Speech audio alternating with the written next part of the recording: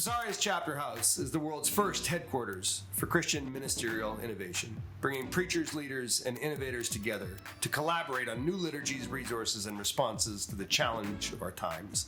This podcast explores the ever-changing era of perpetual upheaval, in which effective ministry requires constant imagination, creativity, and change. Hey everybody, thanks for joining us today on our first ever episode of the Chapter House podcast. If you're not familiar with the Chapter House, man, do we want you to be. So far, we've been open for about a year, and we've had 100 pastors from 5 different countries that have participated in the stuff that we do on site. And it's this cool old Victorian mansion that we've been renovating, and I'm joined here today by my friends Melissa and Rick. So I don't know if you're supposed to wave at a camera. Yeah, that's right. But any of the things that look cool here, I designed and Melissa took credit for. No. It's the exact opposite, actually. Melissa's the designer of the Chapter House. Tell us about yourself, Mel. Well, you just told everyone. Well, I told them a lie. I thought that was a good way to start. Yeah. I am a designer at Westwinds, and also I designed the Chapter House mostly. Dave, you did do a decent amount. I did we mostly. collaborate. I mean, So yeah. That's what I do. Yeah, Rick. Yeah. I'm a designer as well, but not at Westwinds.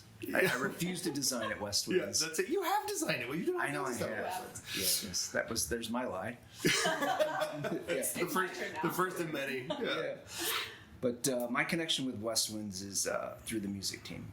Yeah. That's where I serve and spend most of my time. Yeah. So Westwinds is the church where I'm the lead pastor. I've been there since 2005. Had an amazing run. It's a church really steeped in creativity, and I love it. It's the most perfect fit for me because it's a church that understands that the more creative we are, the more we faithfully represent our Creator. And the more stuff that I would do at Westwinds, the more people would want to pick our brains. Where do you guys get your ideas from?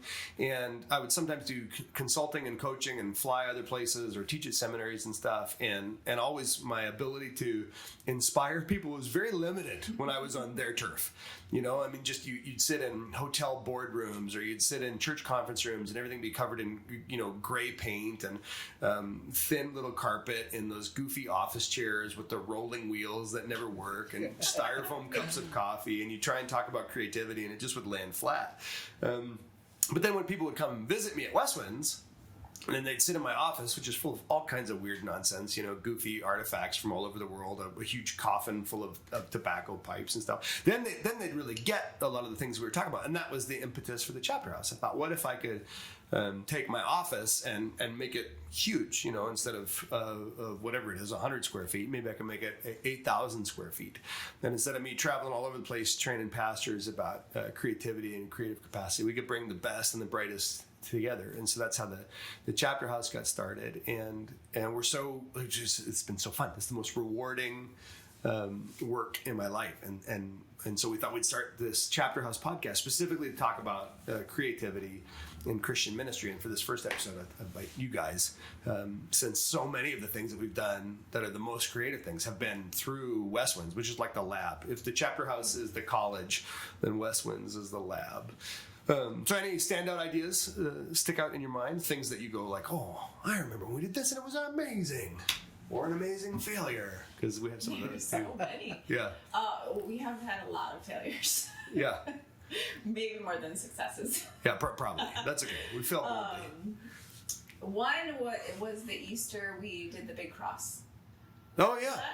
I do remember. Yeah. We had that was super I don't cool. know how big that was, but we put it in the middle of the auditorium and we hung it, and I think each week it was at a different angle. Different pitch and yeah. And my volunteers were not happy with that. Why not? Because it was so heavy. Yeah, it was. It took like 10 guys. It was probably 20 feet tall and 15 or 20 feet wide. Yeah, made out of huge, like 6x6s, or maybe we built a frame. And I mean, a big cross at Easter does not sound especially creative. I mean, just if you haven't. That's fair. but it was suspended from the ceiling, parallel to the floor. By a pulley system. By a pulley system. 3 huge, what do they call them? Like chain drives? Is that what they are? Chain like, fall. Yeah, chain fall, like huge chain falls. And so when we would change the pitch and the angle of the cross, it would cast different shadows. And then it was so huge, people were sitting underneath it. And then what was the thing? We did something with strips of cloth, right? Didn't people? Oh yeah. Well, Good Friday we did where we made like a U shape of candles and Around the cross? underneath it. Oh yeah, And right. so then people could go and light a candle. Like in memory of a loved one, or Yep. as a make a prayer or Yep. supplication or something like that. So that was super cool because it was a lot of fire. Typically, fiery crosses is not a good look. I think that's worth pointing out. That's fair. Yeah. Okay, it looked was- really cool with all the candles. Yes, it was Looked fire very and spiritual. crosses, Yes. not fiery crosses. Yeah.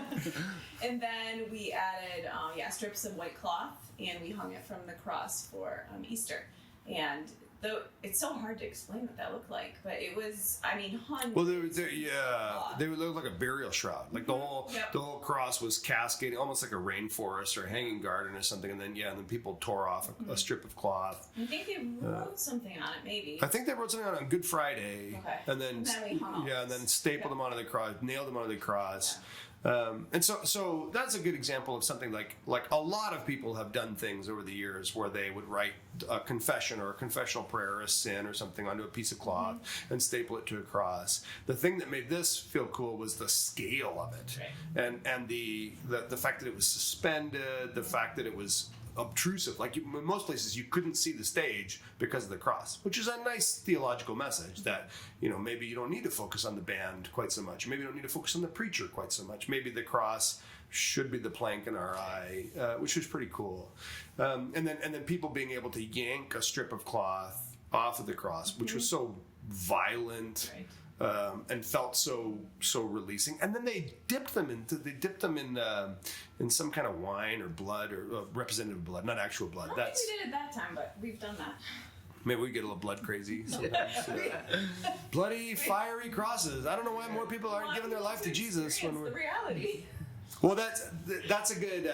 So there's 2 elements of that I think are really cool. One is the part where we're pulling on Christian tradition. Like votive candles, confessional candles. We're an evangelical church. We're kind of a lights and lasers place. Tattoos and mohawks and all the rest of it. So to recall those more Catholic things it's just cool. Like it's a nice juxtaposition between the ancient and the modern, between the technological and the tactile.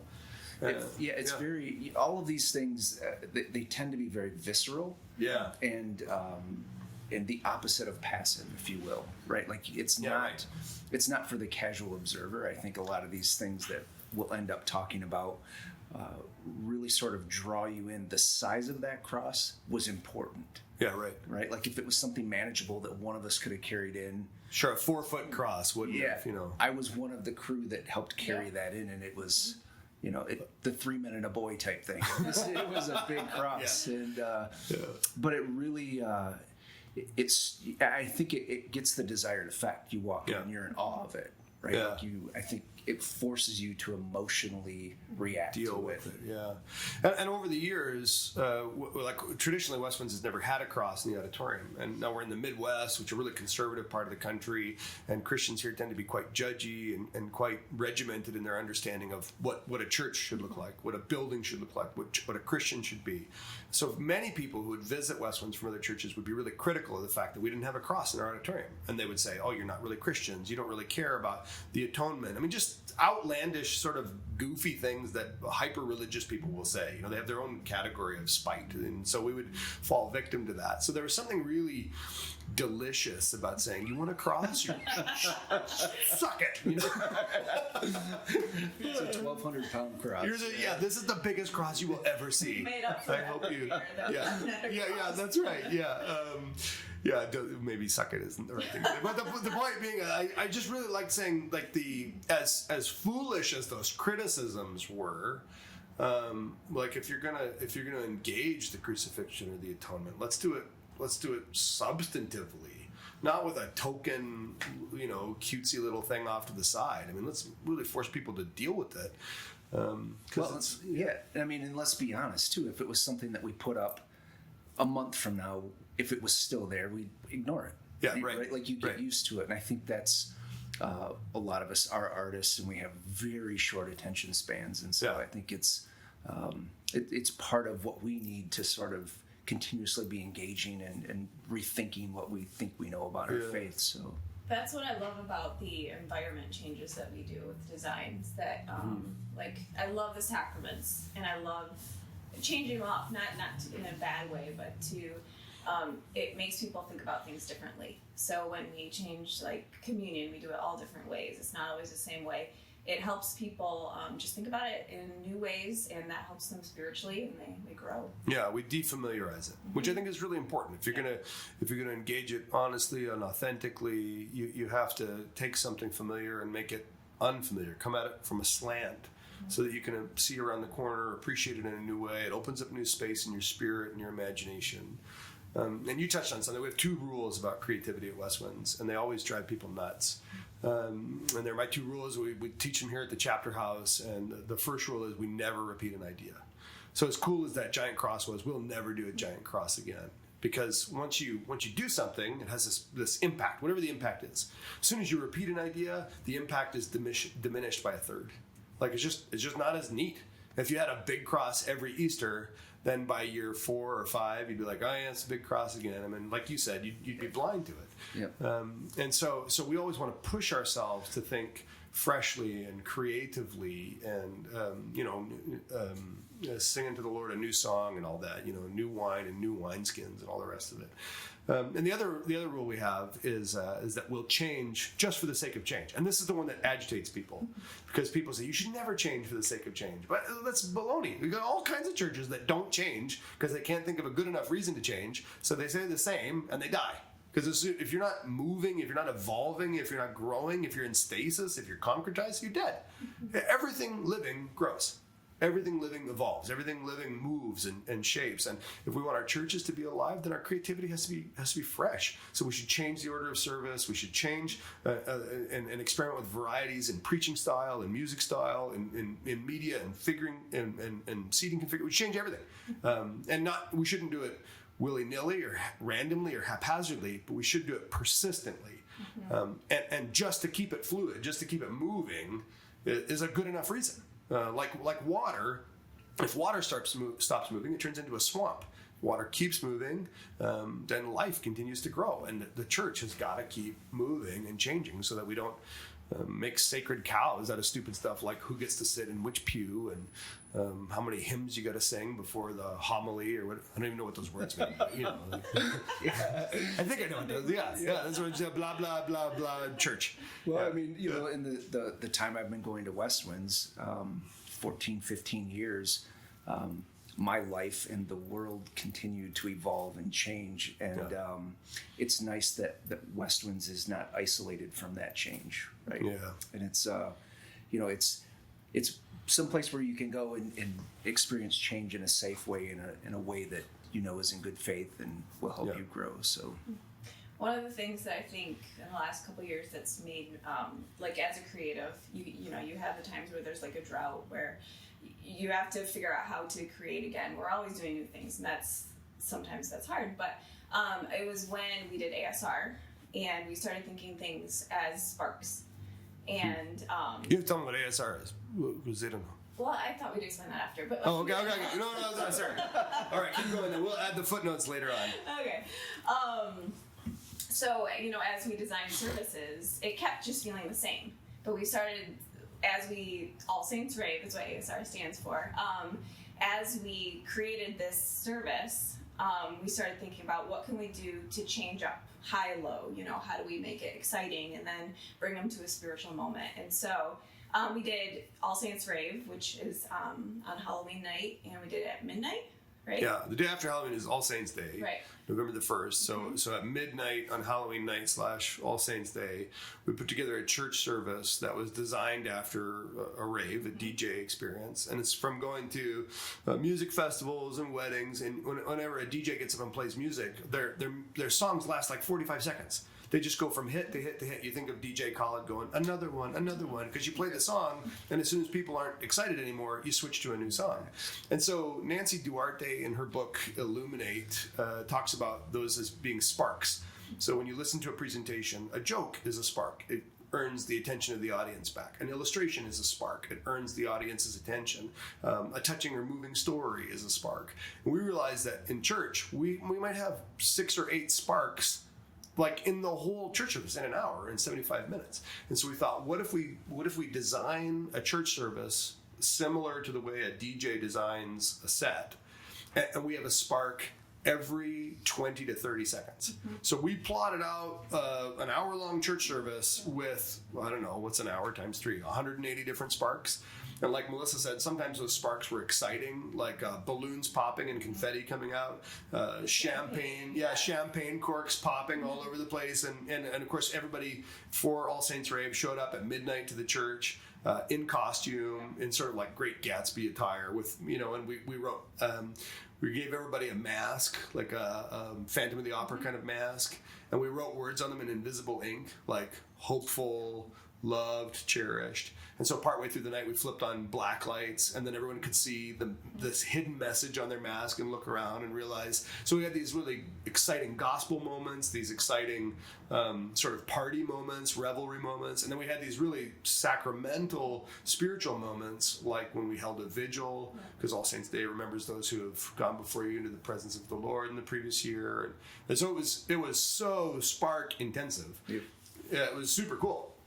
Were you there? I was not there. Oh! No, but I'm living. Did you get invited? Yeah. Did you not get invited? I'm sure I got invited. Oh, How would I not get invited? Yeah, I would be really. You were invited. I think it got lost in the mail. Maybe. Yeah. That's it. Well, we did. Westminster is a church of about 1,000 people, and we thought, well, what we want to do is get the smallest room in the church, which is a children's classroom that I don't know what the dimensions are, but typically there's about 12 or 15 children in there with, tables and crayons or whatever. And we put, how many people were there? Because you're going to accuse me of pastor math, but we put a lot of people in. Yeah, 75 people. But I mean, you couldn't move. Like you were jammed shoulder to shoulder in there. We were one step away from pushing people in to close the doors. And we were all sweating all over. It was such a blast. It was the funnest thing. Yeah. Funnest ministry thing I've ever done. And on the West Winds YouTube page, we'll post a link so that you can see the video, which has been a couple years since we made it. And we were so excited to share it with everybody. And then when we watched the film, I thought, no one can see this. Because it looks awful. It looks like Eyes Wide Shut. It looks debaucherous. It looks totally... You have to explain what awful means. Oh, it was so... It wasn't bad quality. No, the quality of the film was amazing. The quality of the experience was amazing. Yes. But to look at it, you were like, oh, sweet Jesus. What are they doing? Oh, for the love of all that is holy. We are not good people. But it was, in the moment, it was amazing. It was the best church service of my life. It was so great. Well, and the statement that I talked about before that Jenny said always sticks out to me, where she said, this is the closest I've ever come to imagining what heaven's like. Yeah. And I was like, that's the biggest compliment you could have. I mean, that's what we want. Yeah. To experience God. Yeah, it was all of Jesus' party parables. The wedding feast parables. There was all those great moments, and then also those really sacred moments, like the tender reflections at a funeral, like the moments where you're having a candlelight dinner with your significant other. I mean, it was really, really special in spots, and so yeah, it was great. So now that a couple years have gone by, reflecting back, it's John, I think we can show the video. Yeah. Oh man. Yeah, I think that's. The funnest part about being part of the music team, and the most frustrating part of it, is just the risk that the church takes. Yeah. And it's it puts us all in uncomfortable positions, right? Like you're not able to just serve the way you served last week, because it's a whole new experience that we're trying to create. And so, just speaking from the music team perspective, there are times when it's frustrating. It's like, this doesn't make any sense, but you just trust that this is part of something much bigger, right? And those are when some of the most amazing moments happen. Like the breviary, for instance. Oh yeah. I mean, that that was a real challenge being a part of that. But I saw more growth as a musician through that period than any other point in my musical career, and it was looking back, it was great at the time. Like, I don't want to go back and do that. Then I got that growth out of the way. Oh, dear God. Okay, so the breviary is another name for the canonical hours, meaning the way that Christians have historically observed prayer and worship throughout each day. So there's 9 canonical hours, I think, 9 moments of prayer and psalm reading and worship in sort of monasteries and nunneries and seminaries, this kind of thing. And when COVID hit and we weren't sure at Westwinds how best to respond, we can't meet together, we're doing online services, we realized like we want to do something to pastor our city, really to pastor the planet. And so we set ourselves an insane goal that within 2 weeks, we had the idea, and within 2 weeks we began filming, that we were going to film 2 church services a day, a matins at 8 a.m. and a vespers at I think 6:30 p.m.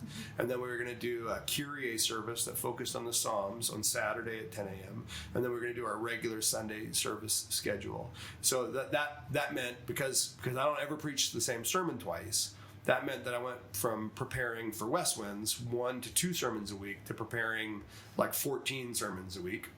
And then we really place a high priority on our own people writing and recording their own music. And we're not Bethel or Hillsongs. We're a little more homegrown, a little more indie, a little more punk than that. And we love what those guys do, but we also want to cultivate what God's placed in us. So it also meant that we were recording our own music, like 5-6 songs a week, 10 songs a week, something. It was a lot. Yeah, it was a lot. So overnight we went from being a church with community groups and missional outreaches and youth group and children's ministry over to being a TV studio. It was the craziest season, and I think I remember the moment where I hit 200 sermons. Like, I've preached 200 sermons in the breviary, and then I remember the moment where I've preached 300 sermons in the breviary. Like, and you just go, how is this? Like, this is so mental, and so fun. Yeah. It's so fun. It's like this weird, it feels like a freight train to me, because in true Westwind style, it's when you say that we record this many songs, we don't get weeks to prepare and days to record. I had an hour slot for the 2 or 3 songs I was participating in, and the other band was waiting to come on at the end of that hour. So there was lots of pressure to, and it's great. You snap into that rhythm, and you get with it. I mean, we're running our own sound sometimes, right? So Kelly's running up to, it's running, it's recording, and a couple times it wasn't. So the next week that song comes back up on the list. Like, we have no proof that we actually did that song. So we're gonna try that again. Oh, that's too funny, man. Well, I do we place a high value on iteration. We just want to get our reps in, and we think for anything that you do, it's really tricky to do it with absolute excellence and perfection the first time. And so rather than being defensive about what we create, we just create more frequently and more intensely. And for us, that's been a really healthy way to keep things moving in our own spirit, to keep things fresh in our own spirit, to trust God and trust one another and do a lot of fun creative work together. And if I can say something before you go on, because it's really important as a creative, having led teams before, the one thing that I think you do really well that's really important is you give people permission to fail.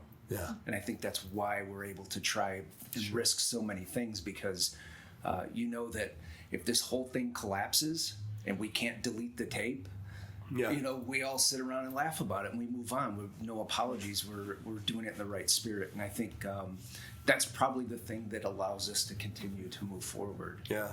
We did that during Holy Week. We were doing the services live, and then it wasn't working. So we had to change things. And Jacob did a great job doing that, but Jake, our media designer. Yeah, we had to pivot hard,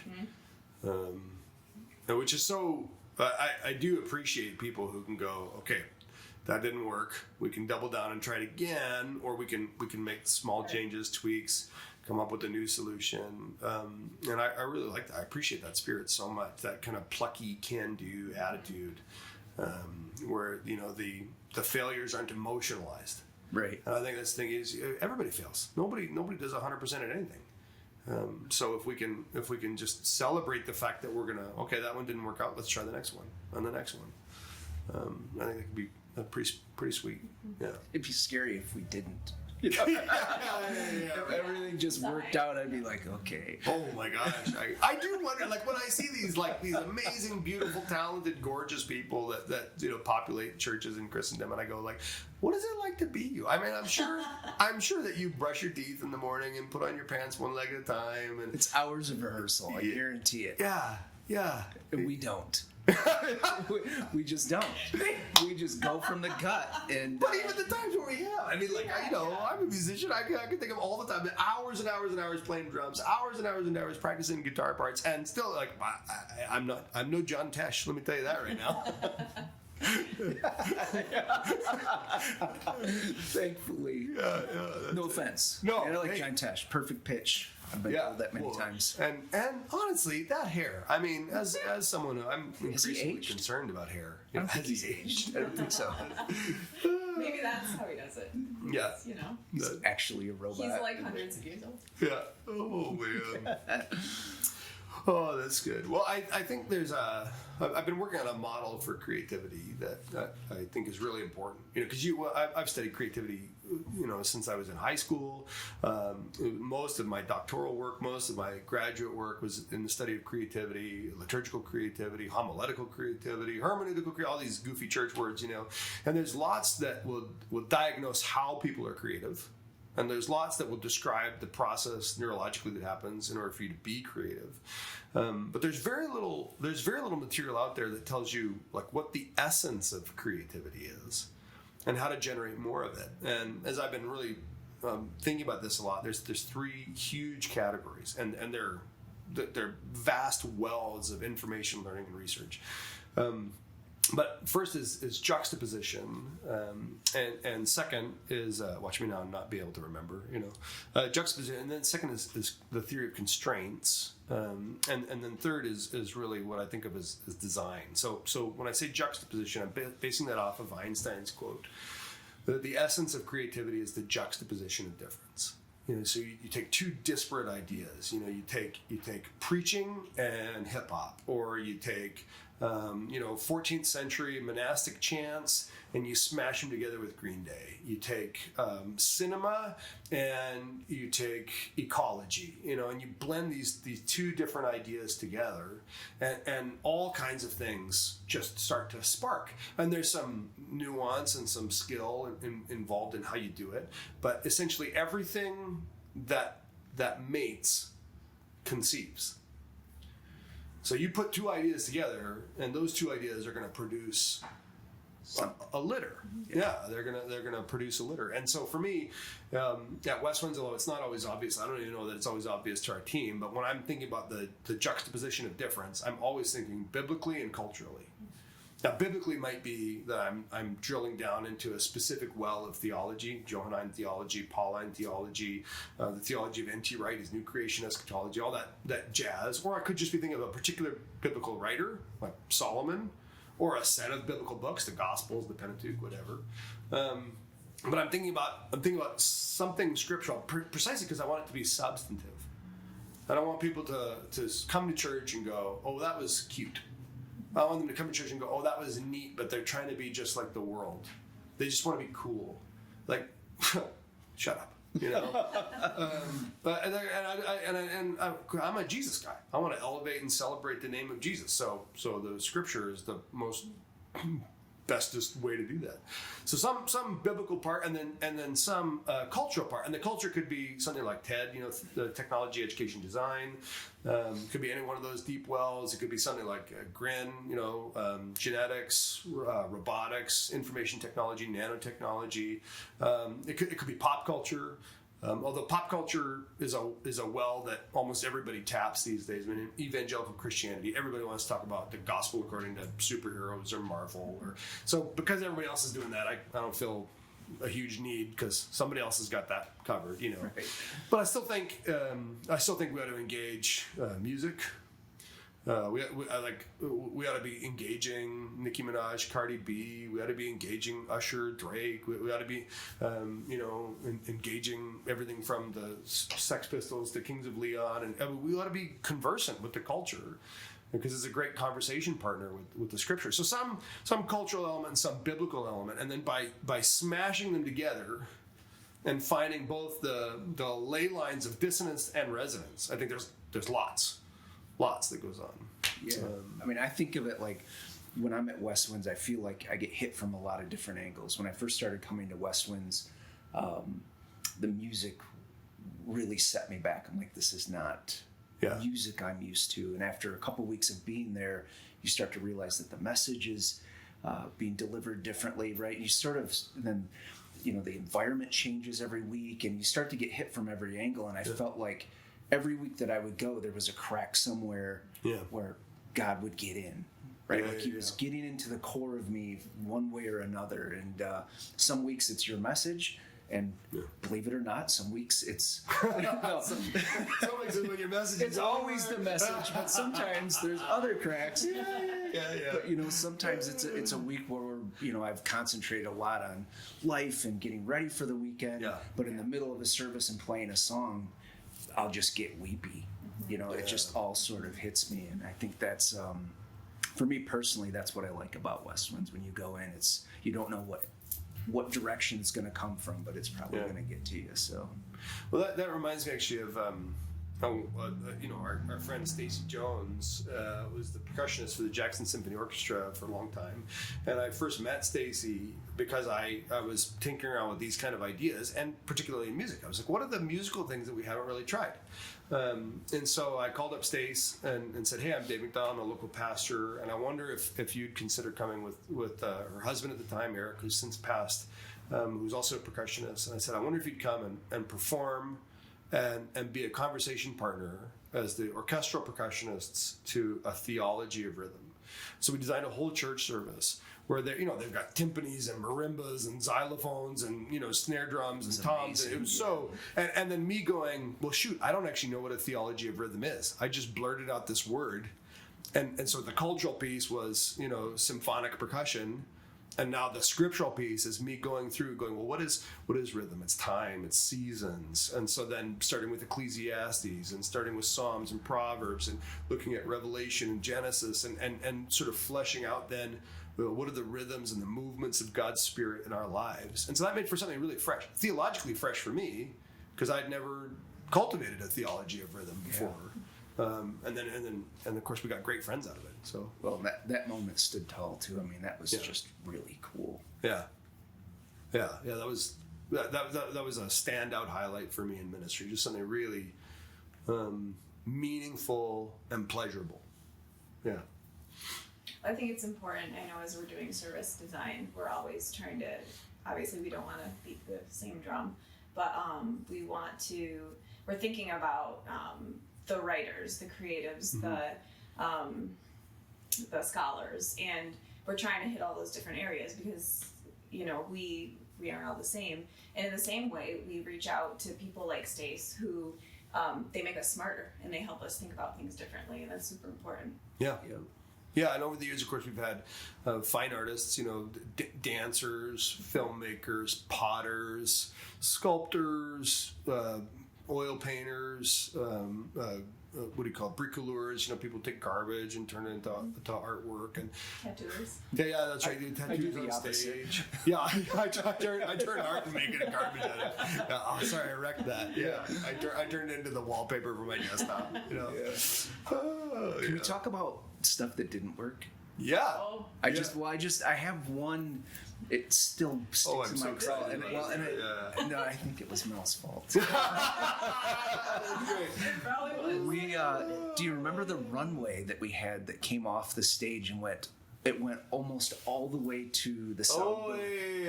And we. What was that for? I don't know. It was a cool stage that we thought it was cool. But we spread the band out across this thing. Right. So this was like pre-COVID, and there were 30 feet between us. So there was actually a lag from being so far apart in that room, and that was a nightmare practicing. And I was like, we need to just call Mel on this one.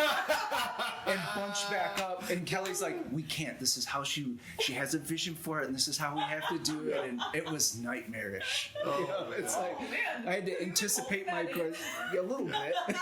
He said, think about things you want to talk about. Well, we did I it. don't remember that. All I want is an I do. apology. That's all I want. Yeah, I know. I remember that because preaching on it was a trick, because you're in the center of the room, and we've had church in the round a number of times where the stage is in the center and the people are concentrically arrayed around it. But at least then I only have to spin. But on a catwalk, I have to spin in what was like 3 feet, so I kept falling off this stupid thing. And, I'm gonna swear in the microphone again by accident this time.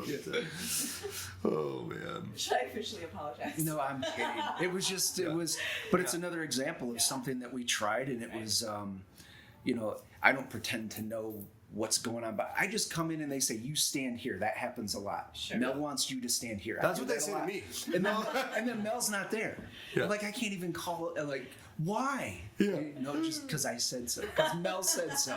The most famous thing that didn't work. This is so long ago now, and this was I learned a lot. This is my fault. No, this was 95% my fault. But we were teaching through the book of Ecclesiastes, which I love. Ecclesiastes is a book that speaks to me just over and over and over again. I mean, this existential nihilism, this frustration, this angst, and then paired with this remarkable belief in happiness, blessing, abundance, and providence. I mean, it's all of life. Life sucks. God is awesome. Life's fantastic. I mean, it's so great. It's the most honest book in the Bible, I think, which is saying something in a collection of such honest books. But we're teaching through Ecclesiastes, and the famous phrase in Ecclesiastes is "meaningless, meaningless. Everything is meaningless, like blowing into the wind." Okay, so sometimes this phrase is translated, everything is meaningless, like dust in the wind. And those are both good translations of it from Hebrew to English. Well, at the time, I had a friend who was the editor for Eugene Peterson's translation of The Message. And he was working with Eugene Peterson on Ecclesiastes. And according to my friend, who I'm sure will disavow this because this is a decade or more ago, they were having a conversation that really the best translation of this colloquialism, blowing into the wind, dust in the wind, the best translation to our modern culture is the idiom like pissing into the wind. Because everybody knows you're not supposed to do that because it's messy, it's futile, it's frustrating. And of course, they were never going to stand behind that translation because that would create an uproar. And I, in my youthful naivete, thought but it's the right idea. Like I still think it's the right idea. It's crass in the way I think the expression is crass. It's accurate in the futility and the frustration. And so when it came time to teach it at Westwinds, I decided that's how we're going to teach it. We're going to use this phrase. And we hired a professional actor, a buddy of mine, to read the whole manuscript of Ecclesiastes, and he read that phrase with great relish. I mean, you could hear the pop in the microphone, and it was like there was a huge tsunami of as just every time he said the word. So we played this over the loudspeakers, and I'm sitting in the front row, and our staff knew we were doing it. A couple of our key leaders knew we were doing it, and we were all kind of on edge. Like, hey, I wonder how this would be received. We know it's a bit edgy, but it did not go over good. So I remember the first time it happened. There's gasps and people like scoffing in the audience, and I'm going, oh, like I gotta get up and preach here in a minute, and I think I just lost the crowd. And then it happens a second time, and now people are like, what? And they're getting up and leaving, like they're grabbing their families and pulling them out the door. So by the time I get up there to preach, like there's the most hostile, angry crowd, including a woman who had left the church over this, and I called her that afternoon. I said, so-and-so left the church. She said she can't believe she's part of a place like this. So I called her that afternoon, and I said, I'm just so sorry. That was a poor judgment call on my part. We could have set it up differently. We could have done all kinds of things. I'm so sorry. I just want to apologize. And she used some very colorful language. She said, my kids were in that room. What kind of effing bleepity blanker could you possibly be to use that word? And I was like, wait a minute. I can't say piss, but you can say your all kids in of the those. room right now. Yeah. So at that point, I didn't care about her anymore. I thought, well, that's fine, lady. I don't actually want you to come back. You can. There's probably another church in hell you can go to. But that was a big miss. Yeah, I learned a lot of it. That one didn't work. Yeah. Yeah.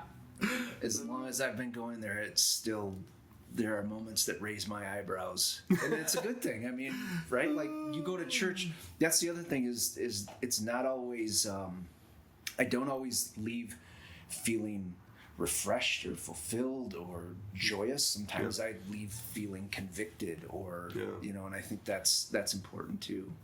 Yeah. Yeah, I like the phrase that says that we're here to comfort the afflicted and afflict the comfortable. But I do think there's more to it than that. And this is one of the other elements of the creativity model. One was juxtaposition. This is a good segue into the third piece, which is design. I think we always have to be looking for either a prophetic or a teleic edge. That's the design. It's not, creativity doesn't have to have a clear purpose. What was T.H. Eliot's purpose in writing Journey of the Magi? Great art. How about that? Or T.S. Eliot, not T.H. Eliot. What's Christopher Nolan's purpose in creating Tenet? What is the purpose of Michelangelo's David? How about, it's amazing. Like that can be the purpose, but it should have a prophetic or a teleic edge to it. It should be designed with some sort of spirit, some sort of calling, some sort of evocation or provocation. So when I think about the prophetic edge, I think of all the Old Testament prophets to whom I relate. Like I love these characters: Jeremiah, Ezekiel, Daniel. They're so raw. Elijah, Elisha. They're so real. They'd be held at arm's length in any church in the world, not just the Western world. But they're too coarse for our refinement, and so they're beautifully ungainly. And the prophetic ministry in the Old Testament is not usually one of foreseeing the future. Sometimes, but rarely. The prophetic element in the Old Testament is one of criticizing the present. And so they're the ones who say, hey, this is how things are, but this is how they should be. They should be like this. So you might look at Christianity in the West and go, well, here's how it is, but it really should be like this to be more biblically consistent, more faithful to the ministry and witness of Jesus, the trajectory of the early church. Here's how Christian politics are, but they really should be more like this. That's a prophetic calling. And so I think great art, great creativity ought to have a prophetic edge to it, or a teleic edge. Telos is the Greek word for goal or ultimate destination. So like you think like the telos of an acorn is an oak tree. And more accurately, it's an oak tree that's dropping other acorns to produce more oak trees. It's the ultimate fulfillment of somebody's essence or identity or calling. That's their telos. So a teleic identity is when we become the best possible version of ourselves with Christ's help for Christ's glory. The best Rick Rangler, because you're not called to be like me, and I'm not called to be like Melissa, and Melissa's not called to be like Ryan. We're all called to be the perfectly optimized version of ourselves. Yeah. That's how Christ is glorified in us. So the teleic edge then in design and in creativity is something that calls us not to what things should be, but to what things could be. Like church should be more Christ-like. But church could not only be more Christ-like in the way that the first century church was, but the church could be the very fulfillment of Christ's kingdom on earth. There's a dream there, an aspiration. So not so much a criticism. It's not the stick. It's the promise. It's the carrot. It's the dream. And I think great creativity, great design has that aspiration in it. When people start dreaming about what God's saying to them, when people start dreaming about what God's Spirit is doing in them, when people start dreaming about what new missional endeavors, what new music, what new artistic offerings, what new loves, relationships, passions they may pursue, that's so critical. And when we think about a model for creativity, it's the juxtaposition of difference and this design, either prophetic or teleic edge, that I think really separates holy creativity from sort of just playfulness. Yeah, sorry, that was a lot. Welcome to class. I know, I'm still like sucking all that up. I really I'm still back on the acorn thing. Yeah. No, But I think, I mean, you gave an example of that, right? Like bringing Stacy Jones in. Yeah, right. Right? Like you unlocked some things in her, but also unlocked some things in the church by bringing her in. And I think that's, to me, that's what I think of when you started talking about the acorns. It's like, that's exactly what we're doing. I mean, that's that goal. It's multifaceted, but I think, for me, getting through some of these uncomfortable moments where I feel challenged or I don't know if I can learn this song the way I'm supposed to, and I work a little bit harder on it. My goal, that pushes me through is my faith, right? I feel like, He's given me some talent. He could have gave me a little more. He gave me just enough, that I would take the risk. Yeah, that's it. It's like hot sauce. You're like, Lord, I feel like he's metering this out a little bit at a time. It's give me some chalupa. Where was this when I was 16 and I could have went on the road? Yeah, right. I know. He's like, nope, that's why I didn't give it to you. You're starting to learn now. Yeah. Well, I think too about our good friend Kevin Nichols, our former worship leader, my co-pastor John Bowles reached out to Kev. Kev's a local blues musician, just phenomenal singer and guitar player, and plays all over the place at bars and restaurants and clubs and festivals. And so my former co-pastor Jabo reached out to him and said, why don't you come play at Westwind sometime? And then Kev stuck. And just has got the most exuberant, joyful spirit. Such a gift to our community. And one of my other favorite moments at Westwinds was putting together with Kevin's band Blue Tuesday, with Rex and Mike and Heather, a liturgy and blues, where we did a blues service on a Good Friday, where they wrote all this new music. It was really cool. Yeah, it was really cool. They took all the suffering servant psalms from 2nd Isaiah 40 through 66 and put it into blues structures and blues forms. And then in all the gaps where John Lee Hooker would talk to the audience, I preached. Some with spoken words, some with just little cadences, some with little callbacks. But it was a really fun blend of a cool genre of music that our church didn't normally engage, and a good exercise in biblical theology and a new kind of preaching for me. So, yeah, it was super cool. Yeah, it was cool. There were a couple songs I wanted to steal from him, but he would know if I did. So. Plus, it's bad. Yeah. Oh yeah, yeah. What a gift, man. Well, so of the three components of this creativity model that I've been working on, the juxtaposition of difference, which comes from Einstein, right? The essence of creativity is the juxtaposition of difference. And then design, meaning some mind to it, some end goal, either a prophetic edge or a teleic edge, either a critique or a promise. And then the third piece is the theory of constraints. Because usually we just rail against constraints, but constraints make us creative. Like looking out the window at the chapter house here, we have a pretty modest front yard, but now we're putting in a fence. As soon as you put in the fence, the front yard looks big.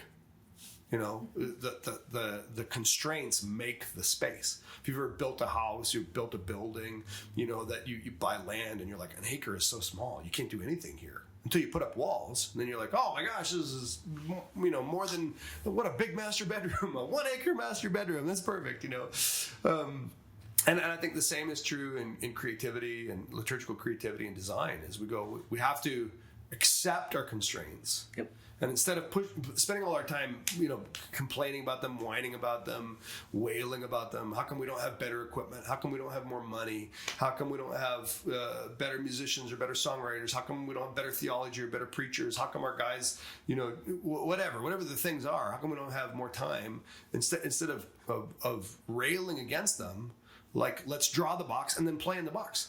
Because the next time around, the box will be different. It might be a box now, it might be a triangle later, it might be a pentagon, it might be, 1-dimensional, 2-dimensional, 5-dimensional, whatever. But rather than bashing our heads against the constraints, not only do we need to accept them and play within them, but I also think there's value in imposing additional constraints upon ourselves.